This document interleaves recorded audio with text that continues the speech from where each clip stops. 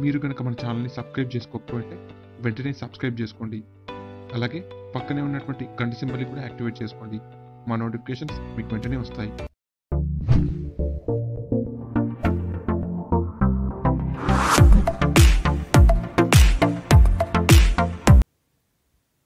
Hi friends, welcome to Hindu tech wall.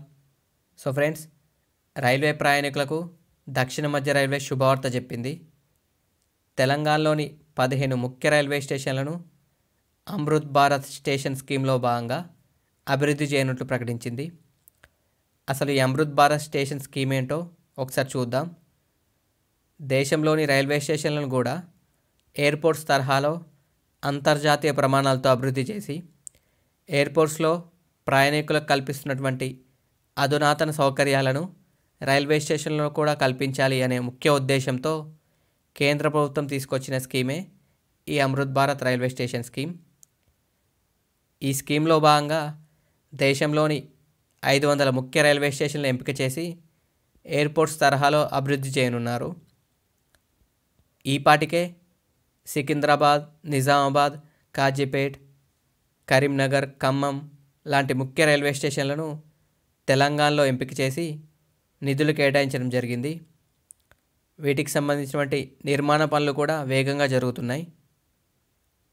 తాజాగా phase 2లో భాగంగా తెలంగాణలో మరొక 15 రైల్వే స్టేషన్లను అంతర్జాతీయ స్థాయిలో అభివృద్ధి చేసేందుకు గాను ఎంపిక చేయడం జరిగింది. ఈ 15 రైల్వే స్టేషన్లను దాదాపు 230 కోట్లతో అభివృద్ధి చేయనున్నారు. వీటి నిర్మాణ పనులకు ఈరోజే ప్రధానమంత్రి నరేంద్ర మోడీ గారు శంకుస్థాపన చేయనున్నారు. వీటితో పాటు 170 కోట్ల విలువ గల ఆర్యుబి, ఆర్ఓబి అండర్ పాస్లకు వర్చువల్గా శంకుస్థాపన చేయనున్నారు. అసలు ఈ 15 స్టేషన్స్ ఏంటి? ఈ 230 కోట్లలో ఏ స్టేషన్కి ఎన్ని నిధులు కేటాయించారు, అట్లాగే ఈ స్టేషన్లు ఫ్యూచర్లో ఎలా మారబోతున్నాయి అనేది ఈ వీడియోలో చూపించే ప్రయత్నం చేస్తాను. సో వీడియోని అయితే స్కిప్ చేయకుండా ఎండ్ వరకు చూడండి. వీడియోలోకి ఎంటర్ అయ్యే ముందు ఇక్కడ నుండి ఈ వీడియోలో వాయిస్ ఓవర్ ఉండదు. ఆ స్టేషన్లు ఫ్యూచర్లో ఎలా మారబోతున్నాయి అనేది ఫొటోస్ రూపంలో ఇక్కడ మీకు స్లైడ్ షో అయితే చూపిస్తాను నేను. అట్లాగే ఎన్ని నిధులు కేటాయించారు అనేది కూడా ఇక్కడ చూపిస్తాను నేను. సో ఇంకా ఆలస్యం చేయకుండా వీడియోలోకి అయితే ఎంటర్ అయిపోదాం.